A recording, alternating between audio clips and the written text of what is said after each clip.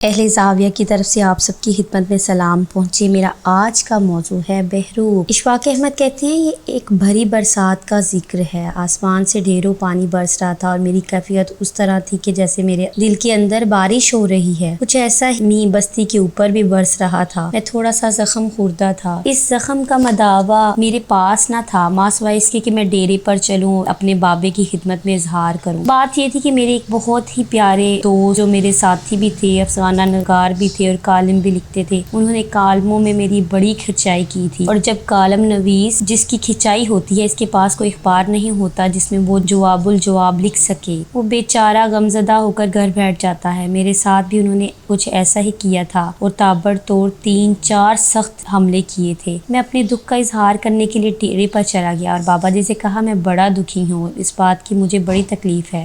اس شخص نے جو میرے ساتھ کیا، بظاہر تو وہ میرے دوست تھے اور ہم ایک دوسرے سے ملتے بھی رہتے تھے، اور مجھے امید نہیں تھی کہ وہ اس طرح کا کام میرے ساتھ کریں گے۔ انہوں نے کہا او پت، آپ اس کو سمجھے نہیں، یہ بڑی سمجھداری کی بات ہے۔ 2 صوفی تھے، ایک بڑا صوفی ٹرینڈ اور ایک چھوٹا صوفی انڈر ٹریننگ۔ چھوٹے صوفی کو ساتھ لے کر بڑا صوفی گلیوں بازاروں میں گھومتا رہا، چلتے چلاتے اس کو لے کر ایک جنگل میں چلا گیا۔ جیسے کہ میں نے پہلے عرض کیا، بڑی تابڑتوڑ بارش ہو رہی تھی، جنگل بھیگا ہوا تھا اور اس جنگل میں جگہ جگہ لکڑیوں کے ڈھیر تھے۔ تو بڑے صوفی نے دیکھا کہ شاخوں اور پتوں کے ڈھیر میں ایک سانپ کچھ مرجھایا ہوا، کچھ سنگڑایا ہوا پڑا ہے۔ وہ پہلے آگ کی حدت سے زخم خوردہ تھا اور پھر اس پر جو بارش پڑی تو وہ زندہ سانپوں میں سے ہو گیا۔ صوفی کو بڑا ترس آیا، اس نے آگے بڑھ کر سانپ کو اٹھا لیا۔ چھوٹے صوفی نے کہا حضور کیا کرتے ہیں، سانپ ہے، موذی ہے، آپ اس کو اٹھایا نہیں کرتے؟ انہوں نے کہا نہیں، بیچارہ مجبور ہے، زخمی ہے، زخم خوردہ ہے، اللہ کی مخلوق ہے، اس کی کچھ نگہداشت کرنی چاہیے۔ تو وہ سانپ کو ہاتھ میں لے کر چلے، پھر دونوں باتیں کرتے کرتے کافی منزلیں طے کر گئے۔ جب ٹھنڈی ہوا لگی، جھولتے ہوئے سانپ کو ہوش آنے لگا، اور جب ہوش آیا تو طاقتور ہو گیا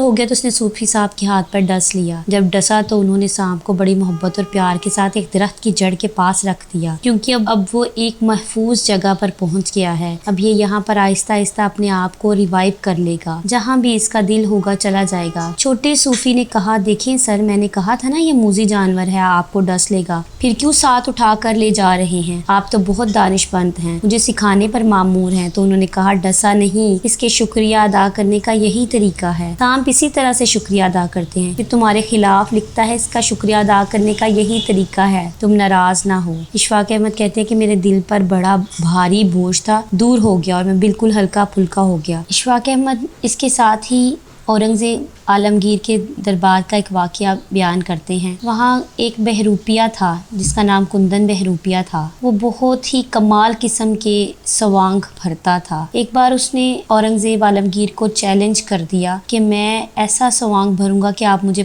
پہچان نہ سکے گی، اور 500 روپے کی شرط لگ گئی۔ اس وقت 500 روپے بہت زیادہ ہوتے تھے، اس کی ورتھ بہت زیادہ تھی۔ اس کے بعد کندن بہروپیہ اپنے گھر چلا گیا اور سوچنے لگا کہ وہ کیا کرے۔ چنانچہ وہ یہاں سے پیادہ سفر کرتا ہوا اس مقام پر پہنچا جہاں بہمی سلطنت تھی۔ وہاں جا کر اس نے ایک بزرگ کا روپ دھارا، داڑھی بڑھا لی، سبز کپڑے پہن لیے، بڑے بڑے منکے گلے میں ڈال لیے، اور اللہ کی یاد میں ایسا مستغرق ہوا کہ بڑی دیر تک، بہت دور تک لوگوں کو اپنے اس سحر میں مبتلا کرتا رہا۔ ارد گرد کے لوگ جو تھے بابا پیر کی محبت میں گرفتار ہو گئے، لوگ آنے لگے اور طرح طرح کے چڑھاوے چڑھانے لگے، جیسا کہ ہمارے یہاں کا رواج ہے۔ 1 سال بعد جب بادشاہ اپنا لشکر لے کر انڈیا وہاں پڑاؤ ڈالا تو تھوڑا سا خوفزدہ تھا، اور جب اس نے مرہٹوں کی پیشوا پر حملہ کیا تو اتنی مضبوطی کے ساتھ قلعہ بند تھے کہ اس کی فوجیں توڑ نہ سکے۔ پریشانی کا عالم ہوا اور یقین ہو گیا کہ شاید اس کو ناکام لوٹنا پڑے اور اس کی حکومت پر برا اثر پڑے۔ چنانچہ لوگوں نے کہا یہاں ایک دانش ولی اللہ رہتے ہیں، درخت کے نیچے آپ ان کی خدمت میں حاضر ہوں، ان سے جا کے ڈسکس کریں، پھر دعا کریں اور ٹوٹ پڑے۔ بادشاہ فقیر کے پاس پہنچا، انہوں نے کہا کہ ہماری مدد کریں، میں کل اس قلعے پر حملہ کرنا چاہتا ہوں۔ تو فقیر نے فرمایا نہیں، کل مت کریں، پرسوں کریں، اور پرسوں بعد نماز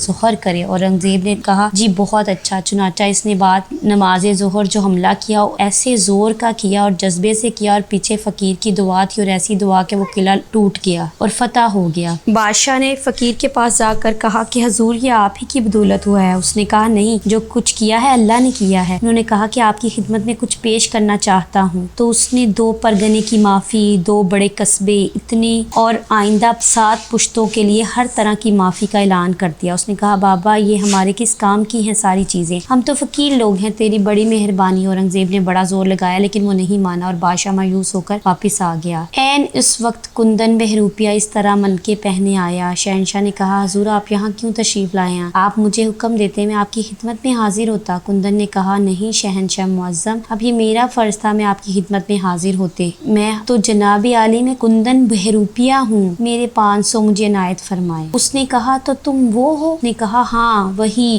ہوں جو آج سے 1.5 برس پہلے آپ سے وعدہ کر کے گیا تھا۔ اورنگزیب نے کہا مجھے 500 روپیہ دینے میں کوئی اعتراض نہیں، میں آپ سے یہ پوچھتا ہوں جب میں نے آپ کو اتنی ساری رعایات دینی چاہیے، زمین پیسہ ہر چیز، تو آپ نے انکار کر دیا، اور یہ 500 روپیہ تو اس کے مقابلے میں کچھ بھی نہیں۔ اس نے کہا حضور بات یہ ہے کہ جن کا روپ دھارا تھا ان کی عزت مقصود تھی، وہ سچے لوگ ہیں، ہم جھوٹے لوگ ہیں، یہ میں نہیں کر سکتا تھا کہ روپ سچوں کا دھاروں اور پھر بے ایمانی کروں۔ اس کے ساتھ ہی اشفاق احمد کہتے ہیں کہ ہمارا یہ زاویہ 2 نمبر ہی صحیح، بے شک بہروپ ہی صحیح، تو آپ دعا کریں اس میں کچھ ایسی باتیں، کچھ ایسے مسئلے، کچھ ایسی پیچیدگیاں، کچھ ایسے بوجھ دور ہوتے رہیں جو کسی اور طرح سے نہیں ہو پاتے۔ اللہ حافظ۔